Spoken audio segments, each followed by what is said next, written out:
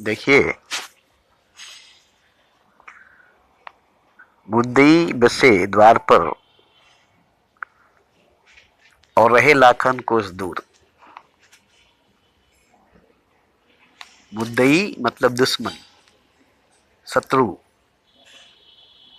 विरोधी, एंटी, मुखालिफ, विद्रोही।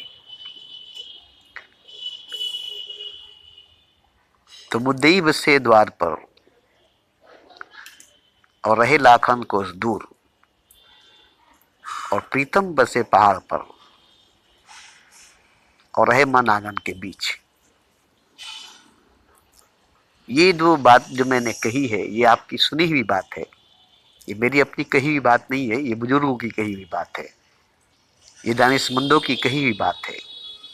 ये मेरी अपनी निजी जाति कही हुई बात नहीं है, मगर इसी पर मैं अपनी बात रखूंगा।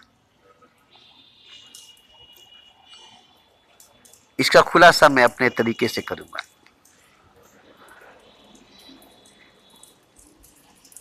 इसका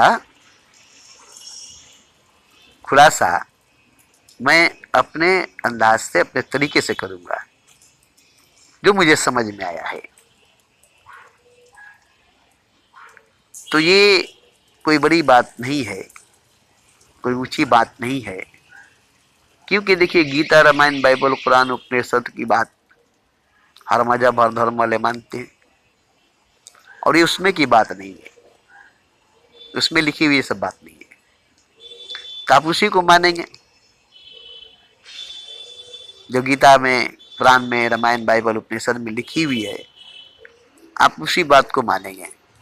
मगर इसमें जो बात है, भले ही वो गीता, रामायण, बाइबल, कुरान, उपनिषद में नहीं है, प्रीतम बसे पहाड़ पर, रहे घर आंगन के बीच, और मुद्दई बसे द्वार पर, रहे लाखन कोस दूर। इस पर कुछ चर्चा मैं करना चाहता हूँ, कुछ तर्क वितर्क, बहस मुबाहिसा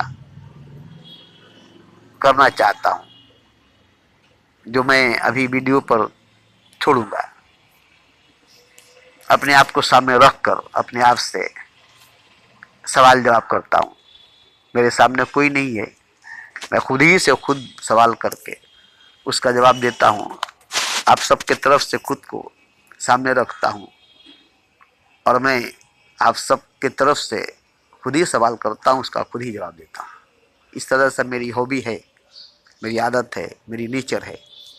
इसलिए मुझे किसी के सामने बैठकर, किसी के सामने रहकर प्रश्न उत्तर का बात नहीं करना पड़ता है। ऐसे में बहुत दिनों तक 10-20 लोगों में चर्चा किया है, सभी लोगों के बीच में सत्संग किया है, बात किया है। सभी लोग मेरी इज्जत कदर करते थे, मेरी बात सुनने के लिए उतावले रहते थे, इंतजार करते थे, मेरे आने का इंतजार करते थे। हर धर्म वाले, हर मजहब वाले, सभी सभी मेरी बड़ी इज्जत, बड़ी कदर करते थे। मेरी बात सुनकर उनकी आत्मा, उनकी रूह मुअत्तर हो जाती थी, तर हो जाती थी। तो मैं पहले लोगों में बैठकर 20-25 लोगों में सत्संग किया करता था। सदर सदन जाता था, विक्टोरिया जाता था, बरन ग्राउंड मैदान जाता था। सभी के टाइम बंधे हुए थे, इतने टाइम में बाबा आ जाएंगे, और उससे पहले पहुंच जाते थे। और घंटा 2 घंटा, कभी कभी 4-5 घंटा हो जाती थी बहस करने में, बात करने में। एक दिन तो सुबह 6 बजे से लेकर शाम 7 बजे तक बहस ही में गुजर गई। अकेले में सुबह से 6 बजे से 7 शाम बजे तक चर्चा करता रहा, बहस करता रहा। और उस इंसान को याद है कि वो भी बेचारा सुबह का नाश्ता नहीं किया, दोपहर का खाना नहीं खाया, और बैठकर बहस करते करते 6 बजे से लेकर 7 बजे तक 13 घंटा हमसे बहस करता रहा। वो एक दिन मुझे याद है, और वो एक दिन उसको भी याद है, और वो एक दिन मुझे भी याद है।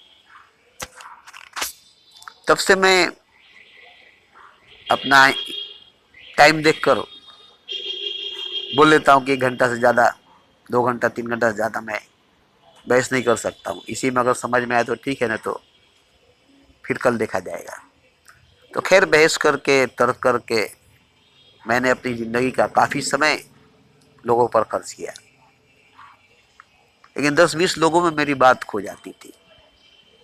मुझे लगता था कि मेरी इतनी कीमती बात 10 लोग 20 लोगों में हो जाती है, ये दूर तक नहीं जाती है। जबकि वो लोग हमारी बातों को आगे बढ़ाते थे, अपने दोस्तों यारों में बातें करते थे, मगर हमारी बातें उस तरह से नहीं फैलती थी। तब मेरे ही भतीजे ने मुझसे कहा कि आप वीडियो बनाकर यूट्यूब पर छोड़िए। तो मैंने वीडियो बनाया। उस वक्त मेरी मोबाइल में अकाउंट बनी नहीं थी, मेरा अकाउंट नहीं था। तो खुद मेरी भतीजी बोली, मेरे अकाउंट पर आप अपना वीडियो दीजिए, हम छोड़ेंगे, आपकी बात सुनेंगे लोग। तो उसके कहने पर हमने भी वीडियो बनाना शुरू किया और उसके मोबाइल पर डाल करके उसके अकाउंट से वीडियो यूट्यूब पर छोड़ना शुरू किया। हजारों वीडियो छोड़ा। उसके बाद मेरी अपनी अकाउंट बनी, मेरा अपना मोबाइल स्क्रीन टच वाला लिया और अपना अकाउंट बना करके तब से मैं अपने अकाउंट पर अख्तर बाबा 555 मेरा लिंक है, इस पर मैं रोज ही वीडियो बनाकर 1 घंटा आधा घंटा का छोड़ देता हूँ, ताकि लोग सुनकर कुछ भी हासिल कर सके, कुछ भी पा सके, जिससे उनकी रूह को तसल्ली हो, आत्मा को कुछ मिले। तो मैं बांटता हूँ, जो मुझे मिला है, जो मैंने जाना है, वो मैं बताता हूँ कि ये फ्रीक्वेंसी, वाइब्रेशन, तरंग, इस पर आज मैं चर्चा करूँगा, बहस करूँगा, बात करूँगा अपने आप से, अपने आप को अपने सामने रख कर। आप लोगों के तरफ से मैं ही खुद अपने सामने खड़ा हूँ और मैं अपने आप से मोबाइल से बहस करके, सवाल जवाब करके बातों को आप तक पहुँचाने की कोशिश करूँगा।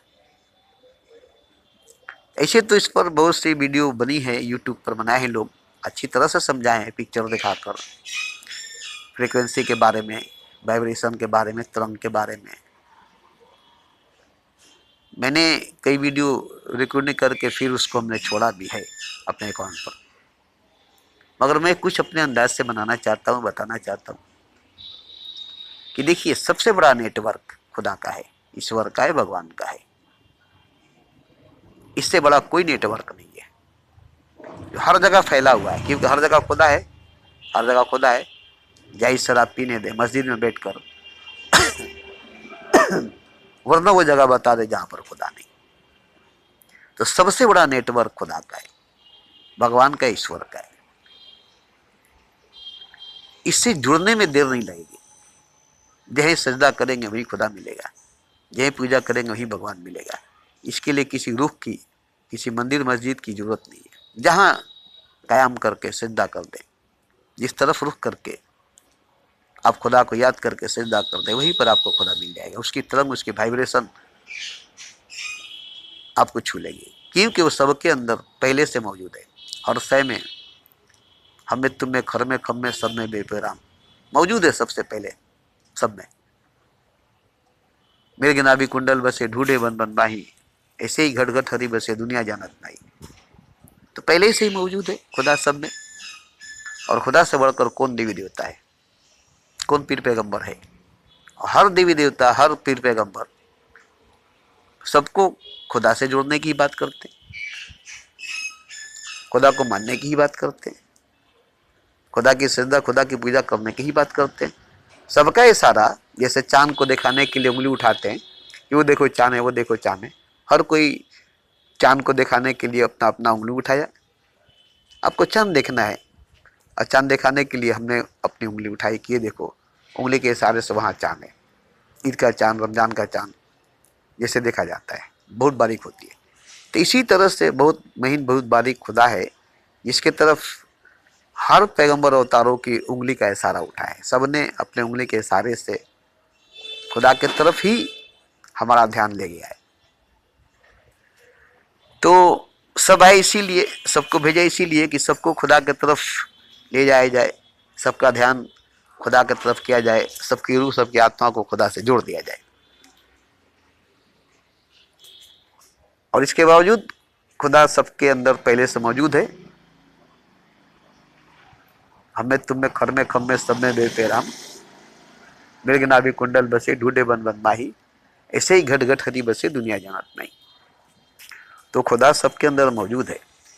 सबसे बड़ा अजीम खुदा, जिसकी वाइब्रेशन, जिसकी तरंग पूरे ब्रह्मांड को, पूरे कायनात को चला रही है, जिसकी फ्रिक्वेंसी से पूरी ब्रह्मांड, पूरी कायनात चल रही है। ये जो गर्दिश होती है, ये पूरी गर्दिश, ये जो जन्म मरण जीवन का चक्र चलती है, ये धर्म कर्म का जो चक्र चलती है, ये सब उसी की फ्रिक्वेंसी, उसी की तरंग, उसी के वाइब्रेशन से, उसी की शक्ति से, उसी के इशारे से चलती है। तो कहाँ दूर है, कहाँ दूर है, कहाँ दूर है? कहीं पर दूर नहीं है। जहां आप है वही खुदा है। जैसा भी है, जो भी है, आप में खुदा है। इसलिए सहजी मिले अविनाशी, न चाहिए कोई लिया ना चाहिए कोई बाती, मुफ्त में खुदा मिलता है। न उसके लिए खुद नमाज पढ़नी पड़ेगी, न सजदा करना पड़ेगा, क्योंकि पहले से मिला हुआ है। बस उसको जानते नहीं। मृग नाभि कुंडल बसे ढूंढे बन बन माही, ऐसे ही घट घट हरी बसे दुनिया जानत नहीं। उसको नहीं जानने की वजह से वो हमारे अंदर है, हमारे साथ है, हमारे पास है, फिर भी हम उसको नहीं पहचानते, नहीं जानते। इसलिए हमसे बहुत दूर है, हम उससे बहुत दूर है। जैसे हीरा आपके सामने है और आप उसको पहचानते नहीं है। नरगिस रोती रही हजारों बरस, नरगिस अपनी बेनूरी पर बड़ी मुश्किल से हुए चमन में दीदार पैदा।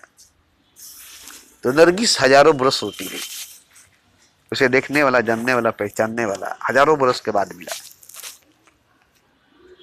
तो ये बात लिखी गई, हजारों बरस रोती रही नरगिस अपनी बेनूरी पर, बड़ी मुश्किल से हुए चमन में दीदार पैदा। तब से गजल लिखी गई, गीत लिखी गई, ए नरगिस मस्ताना, नरगिसी निगाहें, नरगिसी आंखें।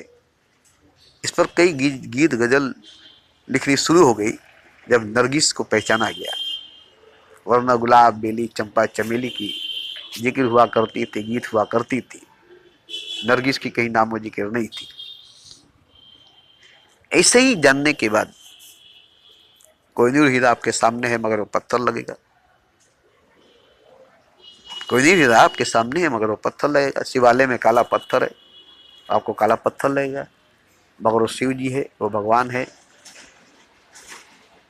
ये आपको भक्ति से पता चलेगा, प्रेम से पता चलेगा।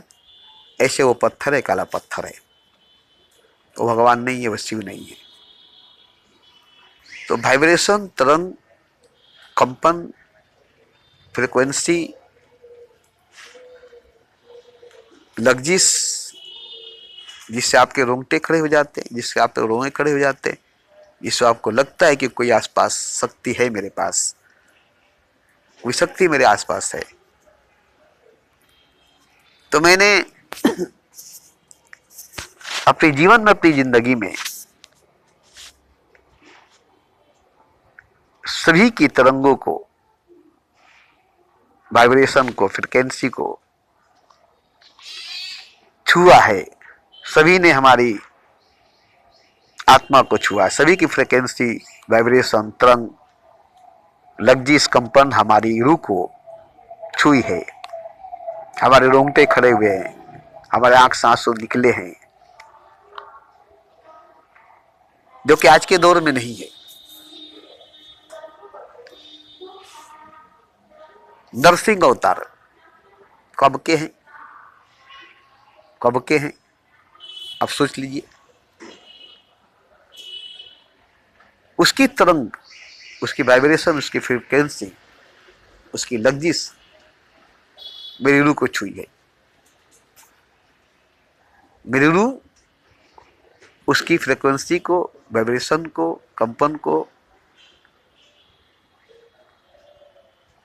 छुई है। हम हैरान हैं। आज के थोड़ो है। ऐसे ही राम की, कृष्ण की, राम की, इस परमहंस की, इन सब की फ्रीक्वेंसी, वाइब्रेशन, तरंग, कंपन, लग्जिश हमारी आत्मा को छुई है, पकड़ी है। जिससे हमारी रूह, हमारी आत्मा ने गवाही दी है, ये सब मौजूद है आज भी, ये सब जिंदा है आज भी, ये सब मौजूद है आज भी, ये सब जिंदा है आज भी। इनकी वाइब्रेशन, इनकी तरंग, इनकी फ्रिक्वेंसी, इनकी लग्जिश, इनकी कंपन हमारी रूह को छूती है, जिससे हमारी रूह, हमारी आत्मा जानती है कि नहीं, वो लोग आसपास होते हैं, आसपास रहते हैं। अब बताइए कि कितनी दूरी है उनकी, हमारी, और ये सब दूरी बेकार हो गई। इसलिए समय और दूरी दोनों ही बेमाने हैं। प्रेम में, मोहब्बत में, इश्क में, भक्ति में।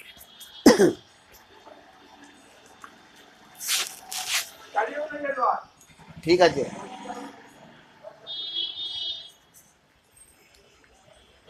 तुलसीदास कलयुग में, मीरा कलयुग में, मीरा कृष्ण को कलयुग में पाई, तुलसीदास राम को कलयुग में पाए। इनकी फ्रीक्वेंसी, वाइब्रेशन, तरंग, कंपन राम से जुड़ गई, राम मिल गए, कृष्ण से जुड़ गए, कृष्ण मिल गए। तो मेरा असल कहने का मतलब है कि मुझे सबसे ज्यादा अगर किसी ने खींचा है, किसी की कंपन, तरंग, वाइब्रेशन, फ्रीक्वेंसी अगर पकड़ी है, तो वो एक औरत है जिसका नाम मरियम है। आज से 2000 पहले, 2000 बरस पहले वो जिंदा थी। और मैं आज से 5 साल पहले की बात कहता हूँ, 2020 में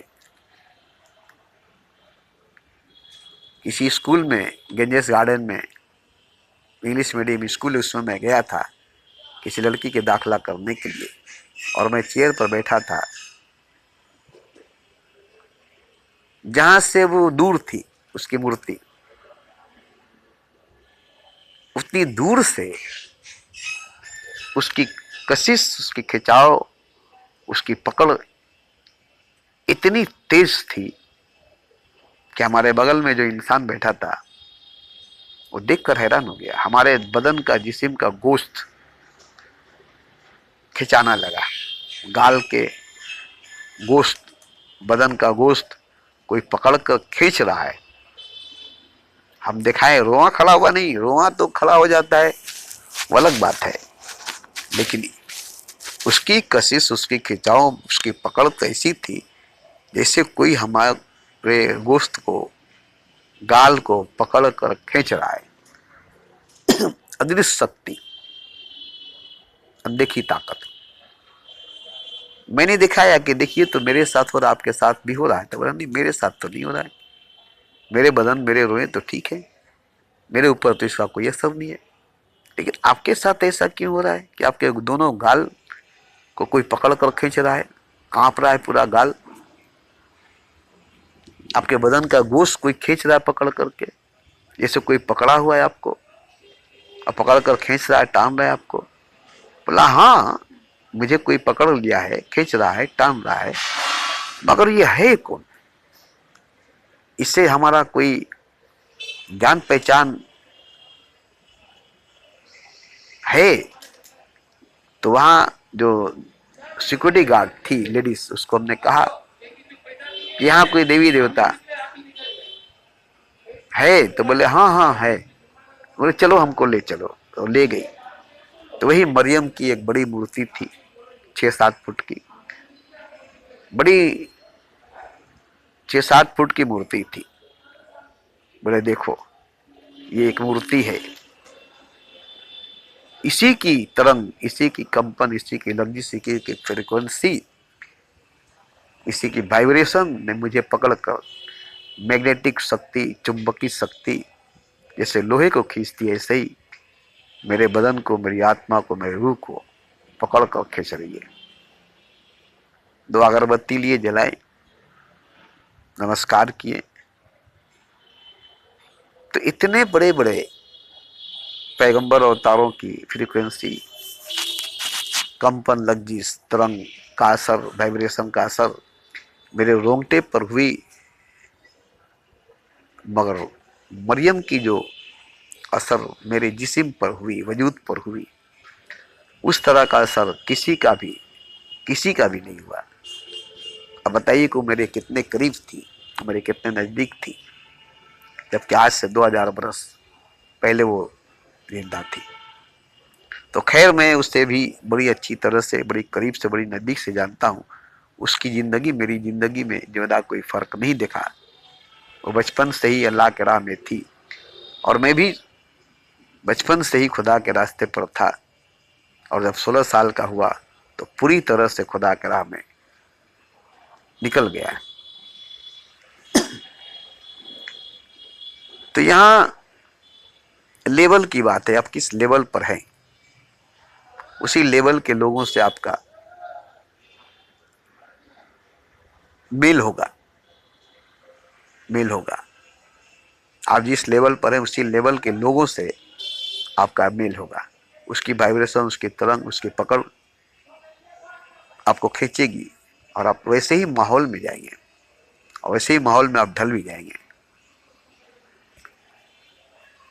तो स्तर जो है, सतह जो है आपकी आत्मा की, चेतना की, किस स्तर पर, किस सतह पर है, उसी स्तर, उसी सतह पर रहने वाले लोगों से आपकी फ्रीक्वेंसी मिलेगी, आपकी वाइब्रेशन मिलेगा, आपकी तरंग मिलेगी, आपकी लग्जिश, आपकी कंपन मिलेगी। क्योंकि आप भी उसी सतह, उसी स्टेज पर हैं और वो भी आपकी उसी सतह, उसी स्टेज पर है। इसलिए उनका संपर्क, उनका कनेक्शन आपके साथ, जैसे प्रधानमंत्री मोदी जी अभी हैं कि प्रधानमंत्री, इसलिए प्रधानमंत्रियों के साथ संपर्क है। हर मुल्क के प्रधानमंत्रियों के साथ उठना बैठना है, हर मुल्क में प्रधानमंत्रियों के पास आना जाना है। कोई काउंसलर तो नहीं जा सकता, कोई एमएलए तो नहीं जा सकता, कोई एमपी तो नहीं जा सकता। प्रधानमंत्री ही प्रधानमंत्री के पास जा सकता है, राजा राजा ही से मिल सकता है, राजा से ही राजा मिल सकता है। तो आपकी फ्रीक्वेंसी जिस सतह की होगी, वाइब्रेशन, तरंग, लग्जिश, कंपन उसी सतह के लोगों से मिलेगी। तो ये बहुत अच्छी बात है, बहुत अच्छी बात है।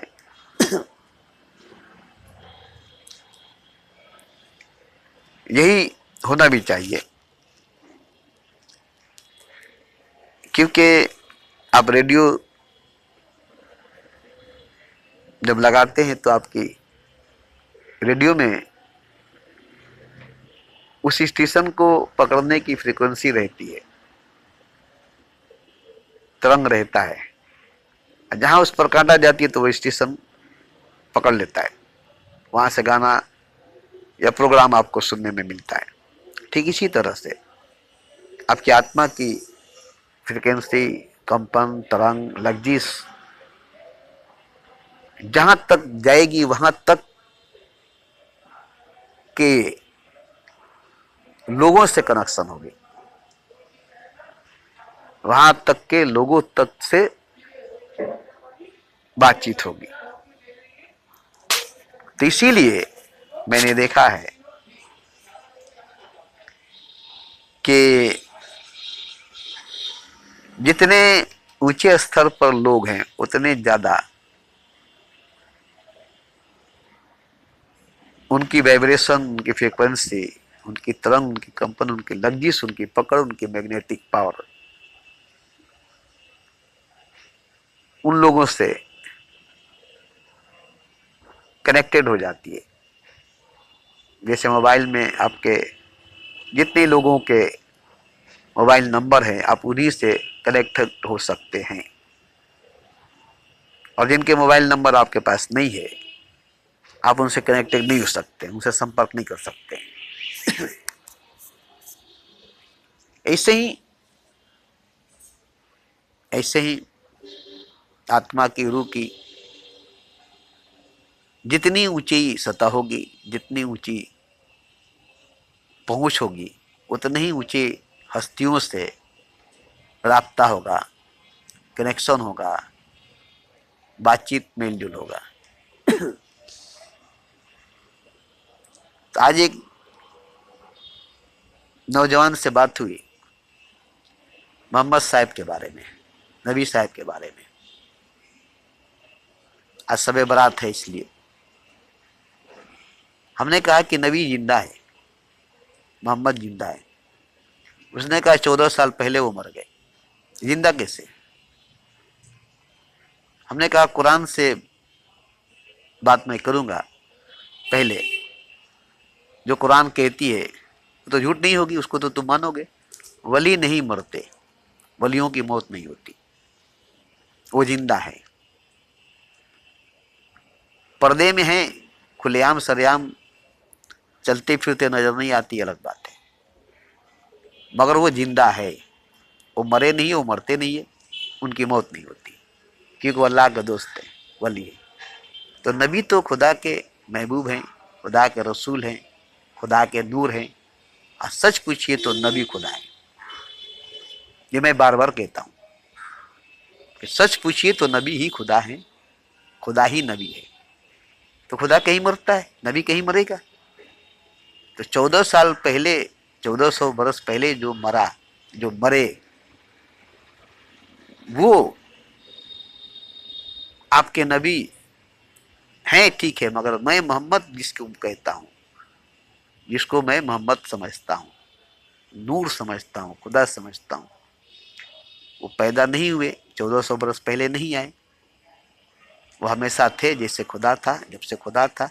और जहाँ जहाँ खुदा है वहाँ वहाँ मोहम्मद है। ला इलाहा इल्लल्लाह और मोहम्मद रसूलुल्लाह आप एक साथ देखेंगे। जिस जिस जगह पर खुदा मौजूद है, उस जगह पर मोहम्मद मौजूद है। मोहम्मद और खुदा दो नहीं है, खुदा का ही नाम मोहम्मद है।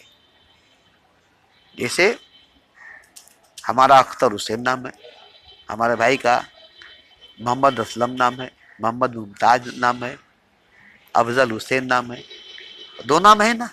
इसी तरह से अल्लाह का नाम ही मोहम्मद है। अल्लाह मोहम्मद, मोहम्मद खुदा, मोहम्मद असलम मोहम्मद खुदा, मोहम्मद मुमताज मोहम्मद खुदा। एक ही का दो नाम है, एक ही हकीकत, एक ही सच्चाई का दो नाम है। और वो मदीना में पैदा नहीं हुआ आमिना के कोख से। ये मैंने 40 साल पहले कहा है, लिखा है कि मोहम्मद पैदा होने वाला, किसी का औलाद नहीं है, उसका कोई माँ बाप नहीं है। मोहम्मद खुदा है, और खुदा पैदा नहीं होता है, वो जाहिर होता है, वो प्रगट होता है, वो आया होता है, मगर वो पैदा नहीं होता। तो हम जिस मोहम्मद की बात करते हैं, वो मोहम्मद आमना का लाल, हुसैन का नाना, मदीने में लेटा हुआ नहीं है, बल्कि मोहम्मद वो जो नूर है खुदा का, और जो खुद खुदा है, वो जो पैदा नहीं हुआ, इसलिए मरा नहीं है, इसलिए उनकी मजार मदीना में नहीं है। हर शय में मोहम्मद पाई, हर जगह खुदा को पाया। जाई शराब पीने दे मस्जिद में बैठकर, वरना वो जगह बता दे जहाँ पर खुदा नहीं। तो मैं उस मोहम्मद की बात करता हूँ जो खुदा का नूर है और खुद खुदा भी है। मेरा जान पहचान उसी मोहम्मद से है। मैं उसी मोहम्मद को जानता हूँ जो खुदा है, जो नूर है, जो मेरे पेशानी पर 4 जगह जाहिर हुआ है। 1 घंटा 10 मिनट तक मेरे पेशानी पर जाहिर रहा है, जिसको आप YouTube चैनल से निकाल कर 1 घंटा 10 मिनट तक मेरे पेशानी पर उस नूर को जाहिर होते देख सकते हैं। जो मोहम्मद है असल में, जो खुदा है असल में, मैं उसी को मोहम्मद, उसी को खुदा मानता हूँ, जो हर शय में पिन्हा है, हर शय में मोहम्मद पाई, हर शय में मोहम्मद पाई। तो उसी मोहम्मद को जो कि खुदा है, हर जर्रा जर्रा चमकता है अनवार इलाही से, खुदा के नूर से। तो वो पैदा होने वाला मरने वाला मोहम्मद नहीं, वो मोहम्मद जो पैदा नहीं हुआ, मरा नहीं, जो कि खुदा है। मैं उसकी बात शुरू से करता आया हूं, जब से मैं इस रास्ते पर आया हूं, जब से इस रास्ते पर मैं आया हूं। 16 साल की उम्र के बाद से मैं मार्फती लाइन में डूबा हूं। उसी वक्त से ये सब बात मैं बोलता आया हूं और आज भी मैंने यही बात बोल रहा हूं। तो असल में मोहम्मद जो 1400 बरस पहले मदीना में पैदा हुए और वफात पाए, जिसको हर मुसलमान अपना नबी, अपना पैगंबर, खुदा का रसूल, खुदा का महबूब मानता है, मैं उसको नहीं बल्कि असल में जो मोहम्मद है, जो खुदा का नूर है, जो खुद खुदा है, उसको मैं मानता हूँ। इसलिए कि मैं मार्फती लाइन में एक अच्छे मकाम पर पहुंचा हुआ इंसान हूँ, जहाँ जाकर मैं उस मोहम्मद से मिलता हूँ, उस मोहम्मद को देखता हूँ जो सीधा सीधा खुदा है। वो आमना का लाल नहीं, फातिमा का बाप नहीं, अली का ससुर नहीं, खुदा का महबूब, खुदा का रसूल नहीं, बल्कि खुद खुदा है, खुद सरापा नूर, खुद नूर है। मैं उसी से मोहब्बत करता हूँ और वो भी मुझसे मोहब्बत करता है। उसके बारे में मैं जानता हूँ, वो हर जगह मौजूद है, हर वक्त मौजूद है, मेरे अंदर, मेरे सांसों में।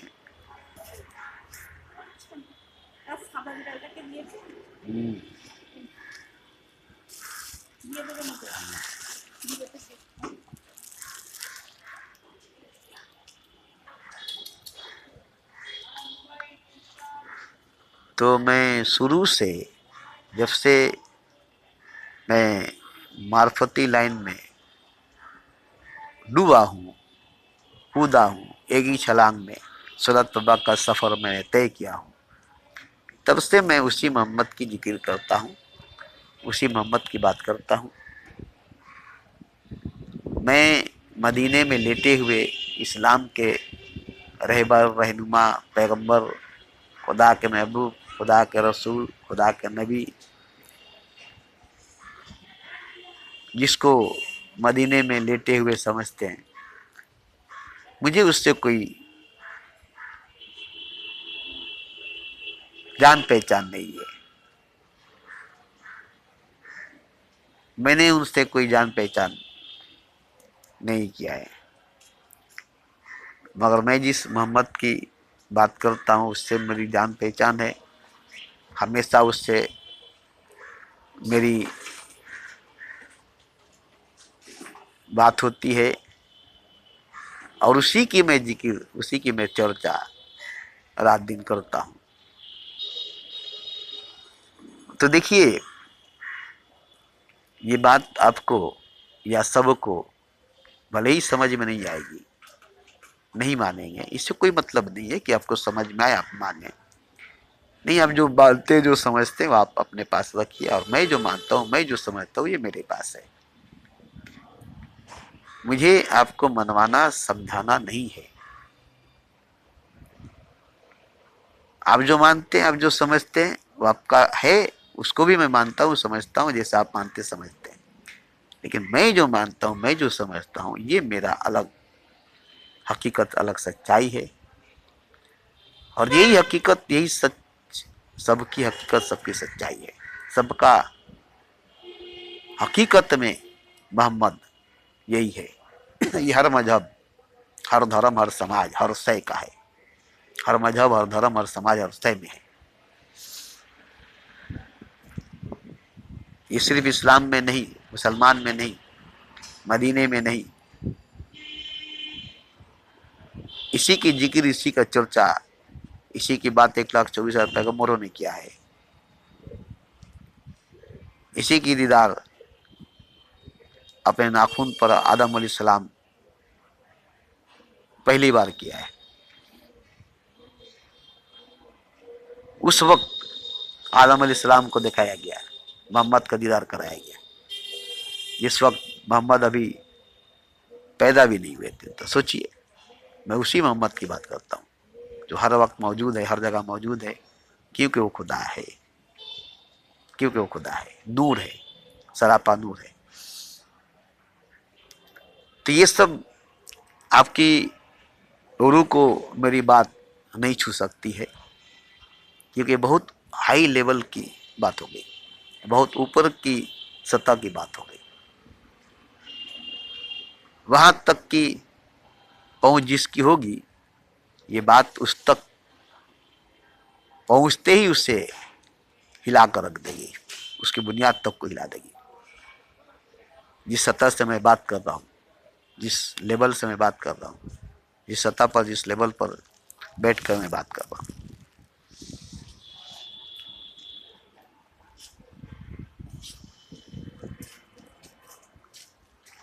तो ये सब बातें आम लोगों के लिए नहीं हो सकती है, ये मैं जानता हूँ, मगर आम लोगों में खास लोग भी छुपे होते हैं, ये भी तो मैं जानता हूँ, ये भी तो मैं जानता हूँ। उन्हीं खास लोगों के लिए ये बात मैंने कही है। जैसे मोहब्बत के लिए कुछ खास दिल मखसूस होते हैं, ये वो नगमा है जो अरसाज पे गाई नहीं जाती। तो उन्हीं कुछ खास दिल जो मखसूस है उसके लिए मोहब्बत है। मोहब्बत के लिए कुछ खास दिल मखसूस होते हैं। हर दिल में मोहब्बत नहीं होती, हर दिल को मोहब्बत नहीं होती, हर दिल खास दिल नहीं होता। इसी तरह से खास हस्तियों के लिए ये बात है, आम लोगों के लिए ये बात नहीं है। मेहरबानी करके इस बात को सुन करो, अगर अच्छा लगे, समझ में आए तो कोई बात नहीं है, लेकिन अगर ये अच्छा नहीं लगे, समझ में नहीं आए, तो इसको नज़रअंदाज करके छोड़ दीजिएगा। इस पर कोई टिप्पणी, कोई बहस करने की कोशिश मत कीजिएगा। ये आपके समझ से, आपके शऊर से बाहर है।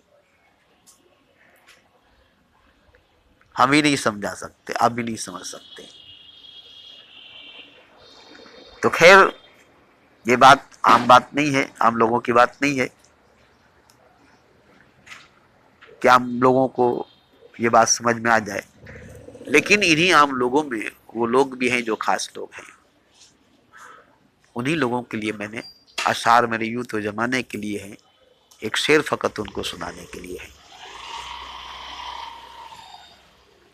तो पूरी गजल जमाने को सुनाने के लिए है, मगर एक शेर फकत उनको सुनाने के लिए है। अब समझ जाएंगे कि ये शेर मेरे लिए है, मुझे सुनाने के लिए है, और बाकी शेर जो थी जमाने के लिए। तो ऐसे ही जमाने के लिए है और एक शेर फकत उनको सुनाने के लिए। तो इसी तरह से देखिए, कुरान में भी तो आम बात है, हर मजहब वाला कुरान को पढ़ सकता है, सुन सकता है, समझ सकता है। मगर खास बात अलिफ लाम मीम है, जो खास बंदों के लिए है। अलिफ लाम मीम जो खास बंदों के लिए एक राज है। इसी तरह से ये सब बात मैं हमेशा बोलता नहीं हूँ, क्योंकि आम बात तो है नहीं, आम पब्लिकों के लिए तो बात है नहीं, कुछ गिने चुने लोगों के लिए बात है। और वो गिने चुने लोग अच्छी तरह से वाकिफ है हमारे इन तमाम बातों से। उनको ये सब बात बोलने की जरूरत नहीं है, क्योंकि वो लोग जैसे मैं जानता हूँ वैसे वो लोग भी जानते हैं, जैसे मैं हूं वैसे वो लोग भी हैं। भले ही वो हमसे अलग हैं, दूर हैं, मगर हम में उनमें कोई फर्क, कोई भेद, कोई